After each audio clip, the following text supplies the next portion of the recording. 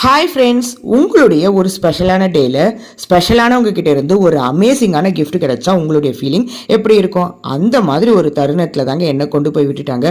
பொதுவாக நமக்கு birthday, wedding day அப்படின்னா நம்ம அம்மா அப்பா கூட பிறந்தவங்க இல்லை ஹஸ்பண்ட் ஒய்ஃபோ இல்லை ரொம்பவே க்ளோஸ் ஃப்ரெண்ட்ஸோ தான் நமக்கு வந்து கிஃப்ட் கொடுப்பாங்க.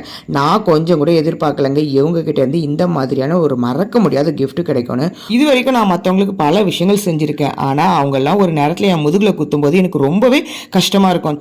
எப்படி இப்படிலாம் இருக்காங்கன்னு. ஆனா இன்னைக்கு நான் சும்மா பேசி பழகினது தாங்க. நான் எதுவும் அவங்களுக்கு செஞ்சது கிடையாது, அவங்க என்னோட உறவுகளும் கிடையாது. அதையும் மீறி எப்படி அவங்க என் மீது இந்த அளவுக்கு பாசம் வச்சிருக்காங்கன்னு எனக்கு தெரியலங்க. இன்னைக்கு என்னோட திருமண நாளைக்கு எனக்கு இந்த மாதிரி ஒரு கிஃப்ட் கொடுத்து என்ன கண் கலங்க வச்சுட்டாங்க. நம்ம கிட்ட எதையும் எதிர்பார்க்காம நமக்காக செய்யறவங்க கடவுள் நமக்கு கொடுத்த வரங்க. ஏன்னா அவங்க கிட்ட தான் உண்மையான அன்பை பார்க்க முடியும். நான் உண்மையான அன்பை எங்க ஊர் தூய்மை பணியாளர்களிடம் பார்த்துட்டேங்க.